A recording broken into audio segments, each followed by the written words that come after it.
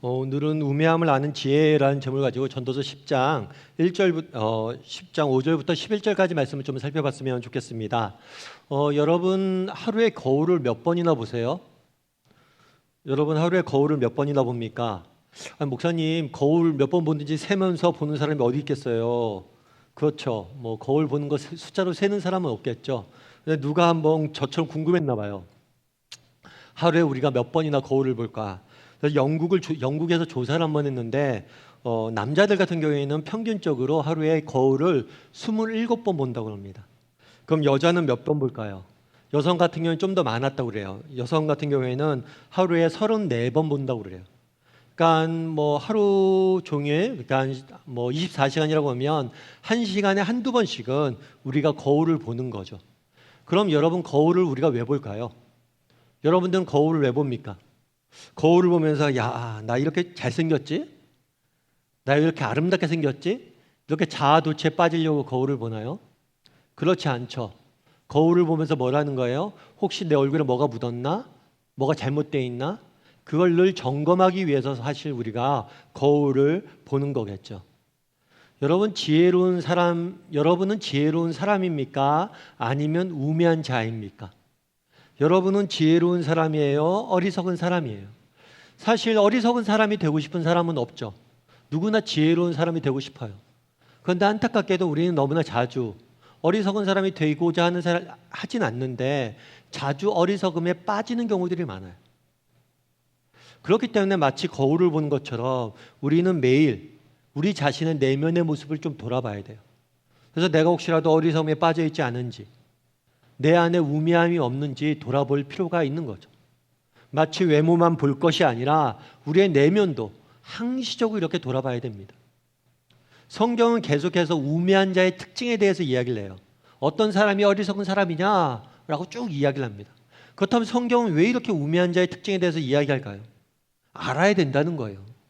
어떤 경우에 우리가 어리석음에 빠질 수 있는지 알아야지 너희가 빠지지 않는다는 거겠죠. 그래서 오늘 저는 여러분과 함께 이 우매한 자의 특징에 대해서 좀 더 살펴보길 원합니다. 그렇게 해서 어떻게 하면 우리가 이 어리석음에 빠지지 않고 지혜로운 사람이 될 수 있을지에 대해서 몇 가지 이야기를 좀 나눠봤으면 좋겠습니다. 먼저 4절 말씀을 같이 한번 읽어볼까요? 같이 읽도록 하겠습니다. 주권자가 내게 분을 일으키거든 나는 너의 자리를 떠나지 말라. 공손함이 큰 허물을 용서받게 하느니라. 주권자가 내게 분을 일으키거든. 여기서 주권자란 뭐 통치자라는 표현으로 바꿀 수도 있을 것 같아요. 그래서 예를 들면 일국의 왕이 주권자겠죠. 또 학교에서는 선생님이 주권자일 수도 있고요. 직장 내에서는 상사가 주권자일 수도 있고요. 가정에서는 부모가 주권자일 수도 있죠. 그럼 이런 주권자들이 왕이, 선생이, 부모가, 상사가 분을 일으킬 때가 있다. 다르게 이해하면 분노할 때가 있다는 거예요. 그런 경우가 우리가 경험하죠. 가정에서 부모님들이 화가 났을 경우도 있고 또 직장 내에서 상사가 화를 내는 경우도 있죠. 그렇다면 이렇게 화를 내는 이유는 뭘까요? 여러 가지가 있을 수 있겠죠. 우리의 잘못으로 부모가 화를 낼 수도 있고 아니면 부모가 오해를 내서 화를 낼 수도 있고 아니면 부모 성격상 그렇게 화를 낼 수도 있어요. 그런데 오늘 본문에서는 어떤 경우를 이야기하냐면 뒤에 큰 허물이라는 이야기가 나옵니다. 다르게 말하면 우리가 무엇인가 실수했어요. 잘못했어요. 그로 인해서 우리의 부모님들이, 우리가 모시는 사람들이, 또 우리의 선생님들이 뭐를 낼 수가 있어요? 분노에 빠질 수가 있어요. 분노를 낼 수가 있는 거예요. 분노에 가득 찰 때가 있다는 거예요. 분노할 때가 있다는 거예요. 화를 낼 때가 있다는 거예요. 그럼 그럴 때 어떻게 대처해야 될까요? 어떻게 대처하는 것이 지혜로운 방법일까요? 오늘 본문에 이렇게 이야기하죠. 너는 내 자리를 떠나지 말라. 이 자리를 떠나지 말라는 것은 단순히 공간을 이동하지 말라는 의미가 아니에요. 여기서 저쪽으로 가지 말라라는 의미가 아니에요. 때로는 자리를 피하는 것도 지혜일 수 있습니다. 그래서 여기서는 단순히 자리를 피하지 말라는 게 공간을 이동하지 말라 이런 의미가 아니에요. 이건 어떤 의미냐면 그 분노에 대해서 분노로 맞설지 말라는 거예요. 다르게 이야기하면 감정적으로 대처하지 말라는 거예요. 주권자가 분노가 나고 감정적으로 널 대할 때도 네가 동일하게 감정적으로 대하거나 맞서지 말라라고 성경은 권하고 있는 겁니다. 달리 이야기하면 우매한 자는 어떤 사람일까요? 어리석은 사람은 어떤 사람일까요? 그런 사람은 감정적인 사람이 우매한 자예요. 감정적인 사람. 여러분, 감정은 좋은 것일까요? 나쁜 것일까요? 사실 감정은 좋은 것입니다. 감정은 우리 삶을 풍요롭게 만드는 특징들이 있어요. 다만 우리가 감정은 좋은 것이지만 감정적인 사람이 되면 안 돼요. 감정이 우리의 삶의 태도가 되면 안 돼요. 그리고 이 감정이 나의 행동의 근원이 되면 안 돼요. 내가 어떤 행동을 하는데 그렇게 행동하는 이유가 뭐예요? 화가 나서 그걸 하는 거예요. 어떤 행동을 해요? 왜 그 행동을 해요? 내 마음에 상처를 입어서 그런 행동을 하는 거예요. 그렇게 해서는 안 된다는 거예요. 감정적으로 행동하지 말라는 거예요. 우리가 감정에 대해서 갖고 있는 오해가 있습니다. 그건 뭐냐면 감정이란 것은 자연스러운 반응이라는 거예요. 예를 들면 그런 거죠. 누군가 나를 화나게 합니다. 내가 화나는 이유가 뭐예요? 누군가 나를 화나게 했기 때문에, 누군가가 아니면 어떤 상황이 나를 화나게 했기 때문에 내가 화가 나는 거예요. 그건 맞죠? 그런데 재밌는 건 뭐냐면 우리가 어떤 감정을 느끼잖아요. 분노라는 감정을 느끼잖아요. 그런데 이 분노라는 감정은 90초가 지나면 사라진다고 그래요. 90초만 가만히 내가 있으면 내가 느끼는 감정이 사라진대요. 그렇다면 내가 90초 이후에도 계속 화를 내고 있다, 분노하고 있다, 그거는 뭐예요? 그건 내가 선택했기 때문에 그런 거예요. 분노의 원인이 되는, 화나는 원인에 대해서 내가 계속해서 묵상하는 거죠. 그것들을 생각하는 거예요. 그러다 보니까 이 분노가 식지 않는 거죠. 결국에 많은 사람들이 감정은 자연스러운 반응이라고 생각하는데 그렇지가 않아요. 감정은 우리의 선택이라는 거예요. 내가 분노하는 이유가 무엇입니까? 내가 분노를 선택했기 때문이에요. 내가 우울해하는 이유는 뭡니까? 내가 우울을 선택했기 때문이에요. 내가 불안한 이유는 뭡니까? 내가 불안을 선택했기 때문이에요. 내가 두려워하는 이유는 뭐예요? 내가 두려움을 선택했기 때문이에요. 우리의 감정은 자연스러운 반응이 아닙니다. 우리의 감정은 우리의 선택이에요. 그래서 내가 분노하는 이유도 내가 분노했기 때문에, 내가 분노를 선택했기 때문에 내가 분노하는 거예요. 분노. 여러분, 제가 종종 말씀드리지만 우리나라는 전통적으로 회초리 문화라는 게 있어요. 회초리 문화. 저도 고등학교 때 그랬던 경험이 있어요. 그 당시에는 학내에서 처벌이나 이런 것들이 너무나 자연스럽게 많이 일어났죠. 그래서 선생님이 수업 시간에 늘 책과 함께 뭘 갖고 있냐면 몽둥이를 하나씩 들고 있었어요. 때론 때론 나무 몽둥이. 이런 것들을 늘 들고 다녔죠. 그리고 그게 뭐라고 써있어요? 사랑의 매. 사랑하기 때문에 때린다는 거죠. 근데 그때 맞으면서도 좀 이상하긴 했어요. 진짜 사랑한다 때리는 걸까? 사랑해서 때리는 걸까? 우리가 회초리 문화 중에서 그런 게 있어요. 회초리를 들고 다니는 사람은 없습니다. 회초리라고 하는 것은 원래 들고 다니는 게 아니에요. 회초리는 집안 한 구석에 가만히 두는 거예요. 그럼 아이가 잘못했으면 뭐라고 그럽니까? 얘야, 회초리를 가져와라. 왜 회초리를 부모 옆에 두지 않고 먼 곳에 두고 아이에게 가져오라고 했을까요? 시간을 버는 거예요. 내가 화났어요. 아이가 잘못했고 내가 화났어요. 분노했어요. 그런데 이 분노가 식을 수 있는 시간을 버는 거예요. 왜요? 분노를 가지고 아이를 처벌하지 않기 위해서 그러는 거예요.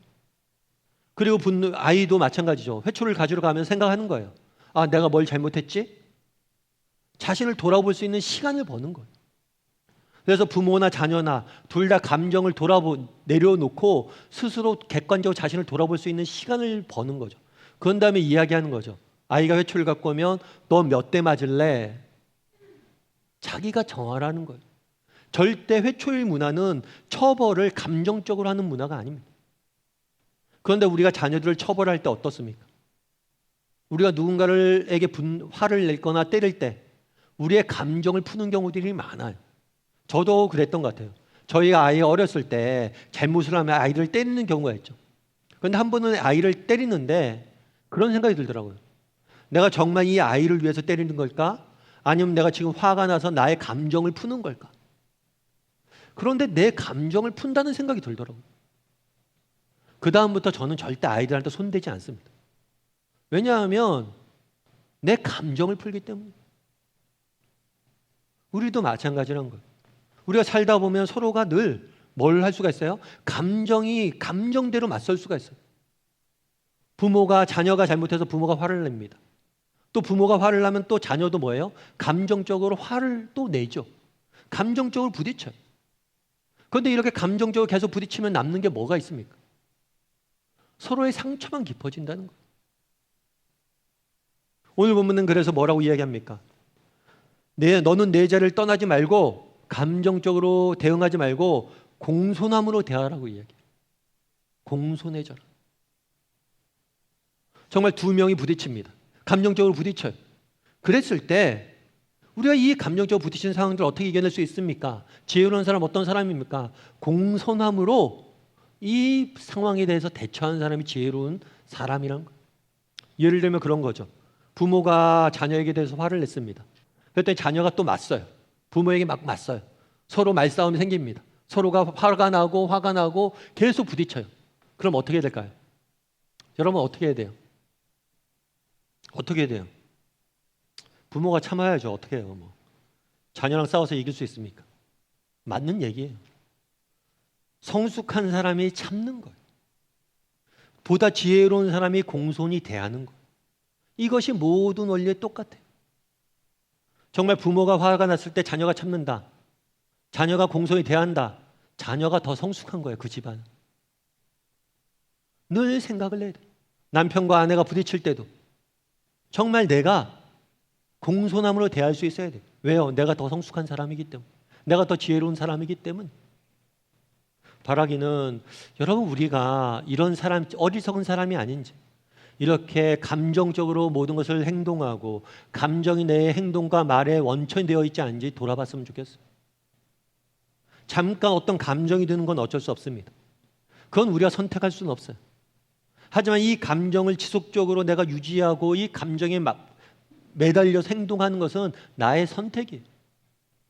따라서 우리가 내가 정말 감정적인 사람인지 아닌지 돌아볼 필요가 있습니다. 그리고 정말 우리가 지혜로운 사람이라면 감정적으로 반응할 것이 아니라 공손함으로 정말 반응할 줄 아는 사람이 되었으면 좋겠습니다. 그런데 우리가 필요한 게 있어요. 이렇게 감정적이 되지 않기 위해서 필요한 게 있어요. 사실 우리가 감정적이 되는 이유는 뭐냐면 감정이 쌓여서 그래요. 자녀가 잘못 한 번 한다고 바로 화내는 사람 없잖아요. 그런데 이것들이 쌓이다 보니까 뭐예요? 화가 나는 거죠. 감정이 계속해서 우리 안에 쌓이는 게 문제예요. 그럼 어떻게 하면 이 쌓이는 감정을 해결할 수 있을까요? 여러 가지 방법이 있겠지만 우리 믿는 사람이잖아요. 정말 우리가 해결할 수 있는 방법이 한 가지 있어요. 그건 뭐냐면 우리의 감정을 하나님 앞에 가지고 나가는 거. 하나님 앞에 우리의 감정을 솔직히 아뢰는 거예요. 하나님, 제가 이렇게 상처 입었습니다. 제 마음에 이런 분노가 있습니다. 제 마음에 이런 원망이 있습니다. 성경을 보다 보면 시편이 있는데 시편의 3분의 1은 탄식시라는 시편이에요. 이 탄식시가 뭐냐? 이 탄식시가 그런 거예요. 하나님 앞에 가서 자신의 감정을 솔직히 이야기하는 시예요. 하나님, 당신이 원망스럽습니다. 하나님, 저 사람이 저를 이렇게 괴롭힙니다. 하나님, 저 사람 혼내주세요. 저 사람을 하나님께서 버려주셔야 됩니다. 저 사람 가만히 두면 안 됩니다. 이런 시들이 성경에 많아요. 그럼 이 시에서 우리가 배울 수 있는 건 뭐냐? 정말 우리가 어떤 마음의 상처를 입을 수 있습니다. 다른 사람이 내 마음에 깊은 마음의 상처를 줄 때가 있어요. 그럴 때 그것들을 그 사람에게 푸는 게 아니에요. 그것들을 그 사람에게 대하기 전에 먼저 그것들을 하나님 앞에 가지고 나가야 됩니다. 그리고 하나님 앞에 그것들을 내어놔야 돼요. 하나님, 제가 아픕니다. 제가 마음에 상처 입었습니다.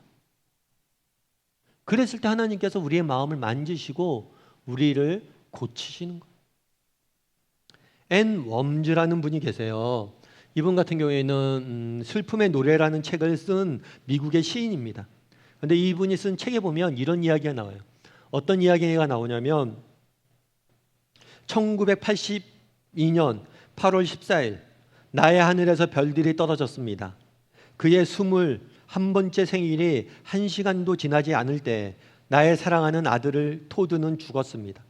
그리고 나는 여전히 울고 있습니다. 아들을 잃은 거예요, 먼저.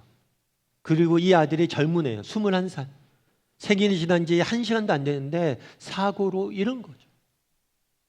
부모의 심정이 어떨까요? 뭐라고 표현되어 있어요? 나의 별이 떨어졌습니다. 나는 아직도 울고 있습니다. 너무나 슬펐다는 거예요.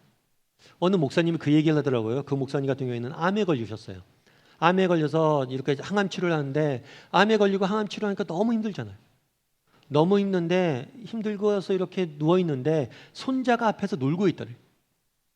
손자가 이렇게 노는 모습을 보면서 그 생각이 들었대요. 그래, 내가 암이 걸려서 다행이지. 우리 손자가 암에 걸렸어 봐. 그걸 내가 어떻게 볼까? 그거 못 보지. 차라리 내가 암 걸려서 다행이다. 우리 손자들이 안 걸려서. 그 생각이 들었대. 그렇죠. 그게 부모의 마음이잖아요. 차라리 내가 아프고 말지. 자녀 아픈 거 못 보잖아요. 그런데 자녀가 죽었다고 생각해 보십시오. 그걸 어떻게 설명을 해요? 그 아픔을, 그 슬픔을 어떻게 담아요? 그런데 이렇게 슬픔에 이 여인이 빠졌을 때 아는 목사님이 이 여성분을 멘토하던 목사님이 그런 얘기를 해줬대요. 어떤 얘기를 해줬냐면 지금의 그 감정을 성경에 보면 탄식시가 있습니다.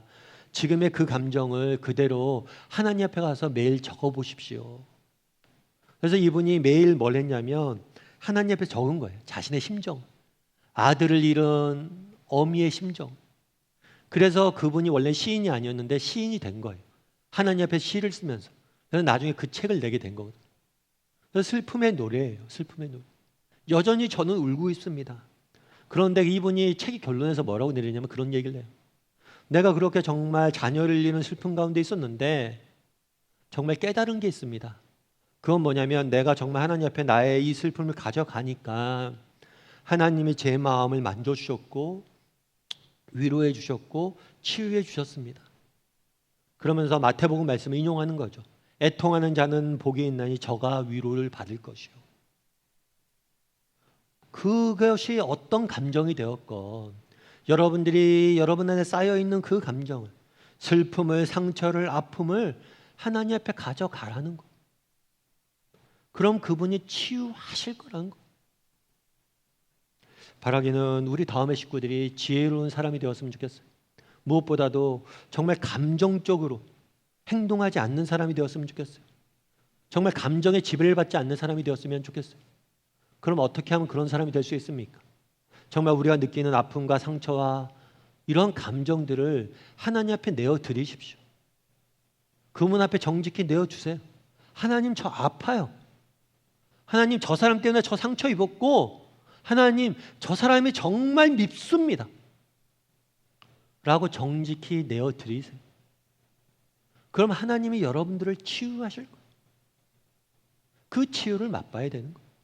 바라기는 우리 다음의 식구들이 정말 하나님 앞에 나아가 우리의 감정을 정직히 드림으로 정말 그 감정을 회복시키는 하나님의 은혜를 맛볼 줄 아는 저와 여러분이 되기를 주님의 이름으로 소원합니다.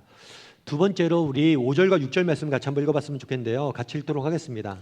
내가 해 아래에서 한 가지 재난을 보았노니 곧 주권자에게서 나오는 허물이라. 우매한 자가 크게 높은 지위들을 얻고 부자들이 낮은 지위에 앉는도다. 해 아래에서라는 표현이 있죠. 우리가 전도서를 계속 살펴보지만 이 해 아래에서는 어떤 표현이냐면 이 세상의 모순과 부조리를 지칭할 때 쓰는 거예요. 이 땅을 살펴보다 보니까 모순이 되게 많다는 거예요. 부조리함이 많다는 거예요. 그럼 부조리함은 뭘까? 오늘 본문에 이렇게 돼 있어요. 한 가지 제안을 보았으니 주권자에게서 나오는 허물이다. 이게 무슨 얘기냐면 좀 전에 어떤 얘기를 했냐면 이 사람이 때로는 주권자가 분노할 때가 있다. 그게 왜 그러냐면 다른 사람의 허물로 인해서 잘못으로 인해서 이 사람이 분노할 때가 있다는 거예요. 그런데 내가 자세히 보니까 이런 경우만 있는 게 아니라 주권자 자체가 문제라는 거예요. 일국의 왕이 문제인 거고 가정의 부모가 문제인 거고 학교의 선생님이 문제인 거고 직장의 상사가 사장이 문제인 거예요. 그런 경우가 너무 많다는 거예요. 그렇죠. 우리도 이 땅을 살다 보면 그런 경우들이 되게 많잖아요. 그래서 가끔 그런 경우들을 볼 때가 있는 거죠. 아, 저 사람은 어떻게 팀장이 됐을까? 저 사람은 어떻게 선생님이 됐을까? 저 사람은 어떻게 일국의 대통령이 됐을까?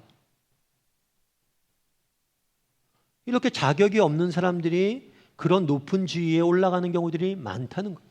그래서 뒤에서 성경은 뭐라고 이야기합니까? 우매한 자가 크게 높은 지위를 얻고 부자들이 낮은 지위에 앉는도다. 이 부자라는 단어는 돈이 많다는 의미가 아니에요. 정직하고 지혜롭다는 거예요.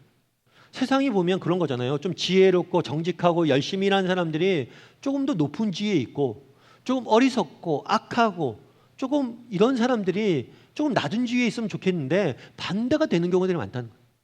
어쩜 그렇게 나쁜 사람들이 그렇게 잘 되냐는 거예요. 어쩜 그렇게 나쁜 사람들이 높은 곳에 올라가냐는 거예요. 사실 그렇죠. 그게 제일 큰 문제예요. 저 같은 사람이 잘못하면 큰 문제가 안 생깁니다. 그런데 일국의 대통령이 잘못해봐요. 문제가 커지잖아요. 다르게 얘기하면 좀 높은 지위에 있는 사람들, 조금 높은 지위에 있는 사람들이 좀 좋은 사람들이 높은 지위에 올라가야 되는데 이 망할 놈의 세상이 어떠냐면 이상하게 높은 지위에 올라간 사람은 다 이상한 사람들이라는 거예요. 왜 정상적인 사람들 그런 곳에 올라가 있지 않냐는 거예요. 이게 세상의 참 모순이란 거예요. 그렇죠. 우리도 그런 경우들이 많아요. 그게 세상이란 거죠. 그런데 오늘 본문에서 우리가 조심할 게 있어요. 그건 뭐냐면 오늘 본문에 등장하는 주권자에게서 나오는 허물, 이것이 남의 이야기가 아니란 거예요. 저는 자녀가 2명이 있습니다. 근데 저희가 아이를 낳아서 키우면서 느낀 게 있어요. 저희가 아이를 낳으면서 제일 먼저 느꼈던 건 뭐냐면 내가 참 준비가 안 됐다. 내가 준비가 안 된 아빠인 것 같다. 그렇죠. 뭐 부모로서 제가 교육을 제대로 받았습니까? 부모 교육에 대해서 어떤 부모가 돼야지 이렇게 깊이 생각을 잘 못했거든요. 결혼을 했고 아이가 생겨서 부모가 됐어요. 그러다 보니까 시행착오가 많았어요. 첫 애를 키우면서. 이제 둘째가 태어났죠. 둘째가 태어났으니까 그래도 내가 첫 번째 애를 키우면서 경험이 있으니까 둘째는 잘 키워야지 이 생각을 했어요. 근데 문제는 뭐냐면 둘째가 첫째랑 전혀 달라요. 완전히 다른 애예요. 둘째는. 그러니까 첫째를 키웠던 경험이 전혀 도움이 안 되는 거예요. 결국에 아이를 키울 때마다 드는 생각이 있어요. 참 너희가 고생이 많다. 왜냐하면 준비 안 된 아빠 만나서. 그런 생각이 굉장히 많이 들었어요. 그뿐만 아니죠. 저 이제 담임 목사를 하고 있는데 부교육자 때가 있었어요. 오랫동안 저도. 부교육자 때 이제 친구들이랑 같이 이야기하면 부교육자인 동료들과 이야기하면서 늘 했던 얘기가 우리는 언제 담임 목사가 될까? 우리는 언제 청빙을 받을까? 언제 이제 담임 목회를 할 수 있을까? 이런 얘기를 쭉 많이 했어요. 그래서 빨리 담임 목회자가 되고 싶었던 거죠. 그런데 막상 담임 목회자가 되다 보니까 든 생각이 있어요. 내가 너무 준비가 안 됐구나. 내가 정말 부족한 사람이구나. 이런 것들 너무 많이 느끼는 거예요. 예전에 그래서 옥하는 목사님 한 번은 그런 얘기를 하셨어요. 목사란 어떤 사람이냐? 목사란 자격이 없음을 숨기고 하는 사람이 목사다. 이런 이야기를 했어요. 아무리 돌아봐도 자신에게 자격이 없다는 거예요. 목사 될 자격이 없다는 거예요. 그런데 목사인데 자격이 없어요. 그렇다고 내가 자격 없다고 얘기할 수는 없잖아요. 그러니까 자격 없음을 숨기고 하는 게 목사다라고 이야기를 합니다. 참 그때 몰랐는데 지금은 많이 공감이 돼요. 단순히 목회라는 상황들뿐만이 아니죠. 부모도 마찬가지예요. 내가 부모인데 돌아보니까 자격이 없어요. 그런데 어느 날 부모가 된 거예요. 내가 정말 자격이 없는 사람이구나. 그래서 이 지혜로운 사람은 어떤 사람이냐? 오늘 본문을 보고 우매한 자에게서 나오는 허물, 주권자에게서 나오는 허물, 이걸 보고 그렇지, 이게 남의 얘기다 생각하고 그래, 세상이 이래서 문제야. 우리 아무개 보니까 이래 저 사람들 얘기야. 이렇게 하면 이 사람 소망이 없는 사람이에요. 그 사람이 정말 우매한 사람이에요. 오늘 본문을 보고 자신을 돌아봐야 돼요. 나는 이런 주권자가 아닌가? 나는 정말 자격이 없는 사람이 아닌가? 사실 우리가 자격 없는 사람이잖아요. 여러분, 우리가 자격이 있습니까? 부모가 될 자격이 있어요? 여러분 직장 내에서 어떤 지위에 올라가 있을 거예요. 그걸 할 만한 여러분 자격이 있는 사람이에요. 정말 어리석은 사람은 뭐냐면 내가 자격이 있다라고 생각하는 거예요. 그런데 정말 지혜로운 사람은 누구냐? 어떤 사람이냐? 자신의 부족함과 허물을 아는 사람. 내가 이런 자격이 없구나. 이걸 성경은 뭐라고 얘기하냐면 은혜를 안다라고 이야기를 해요. 대표적인 예가 바울이죠. 바울은 뭐라고 이야기합니까? 나의 나된 것은 하나님의 은혜다. 내가 예수를 믿는데 정말 나는 예수 믿을 자격도 없는 사람인데 예수를 믿게 해주셔서 하나님 자녀 삼은 것도 은혜이고, 내가 사도인데 내가 사도 될 자격도 없는데 나를 하나님께 사도 삼아 주셨구나. 나처럼 부족한 사람이 이런 일들을 맡기셨구나. 이 모든 게 은혜구나. 정말 어리석은 사람은 어떤 사람입니까? 자신의 부족함을 보지 못하는 사람이 어리석은 사람이. 진짜 지혜로운 사람은 어떤 사람입니까? 자신의 부족함을 아는 사람이 정말 지혜로운 사람이. 그런 사람이 되라는 거예요. 가정 내에서도 마찬가지죠. 우리 자녀들 볼 때도 야, 얘들아, 너희들이 고생이 많다. 참 자격 없는 부모 만나서 너희가 고생이 많다. 이런 생각으로 우리 자녀들 대하고, 아내를 대할 때, 남편을 대할 때 참 나처럼 준비 안 된 사람 만나서 평생 함께 사느라고 고생이 많습니다.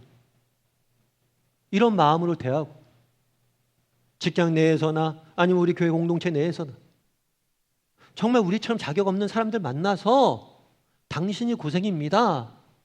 이런 마음을 가질 줄 아느냐? 이런 마음이 우리에게 있느냐? 돌아봐야 돼. 정말 진짜 지혜로운 사람은 어떤 사람입니까? 그런 마음을 가진 사람이. 우리에게 그런 게 있냐는 거죠. 바라기는 우리 다음의 식구들이 우리 자신의 부족함을 아는 사람이 되었으면 좋겠어요. 정말 부족함을 알고 은혜를 아는 사람이 되었으면 좋겠어요. 야, 그래도 하나님께서 나처럼 부족한 사람을 부모로 세웠으니까 하나님께서 내게 또 힘 주실 거고 또 나를 통해서 일하실 거야. 내가 부족하지만 이런 지위에 오를 사람이 아니지만 담임 목사에 오를 만한 자격이 없는 사람이지만 하나님이 세우셨으니까 또 하나님께서 나를 도우실 거야. 이런 믿음을 갖고 사는 사람들이 지혜로운 사람들이. 그리고 정말 이런 믿음을 갖고 살 때, 정말 이런 은혜를 아는 사람이 될 때 우리는 어떤 상황에서도 낙심하지 않을 수 있는 것. 김상중이라는 교수님이 계세요. 이분 같은 경우에는 원래는 일본 사람이에요. 일본. 제일 한국인 2세죠. 그러니까 일본에 가서 태어난 부모님이 한국 사람인데 일본에 넘어갔어요. 그래서 일본에서 태어난 거죠. 그래서 어렸을 때는 일본 이름으로 살았어요. 그러다 나중에 성년이 돼서 한국의 이름을 찾았어요. 근데 그 부모님이 뭘 했냐면 폐지 수집을 해서 먹고 사셨어요. 그렇겠죠. 일본에 넘어갔는데 변변한 직업이 없었어요. 그래서 할 수 있는 것들도 많지 않으니까 언어도 힘들고 그러니까 폐지를 모아서 그것들을 생계를 유지했던 거예요.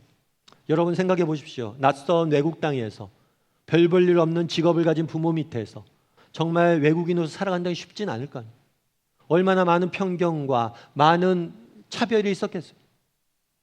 그 가운데 정말 생활하는 게 쉽지 않았다는 거예요. 그런데 놀라운 것은 그 어려운 그런 형편 중에서도 이분이 열심히 살아서 나중에 뭐가 됐냐면 도쿄대학 교수가 됐어요. 그런데 이게 한국인 최초래요.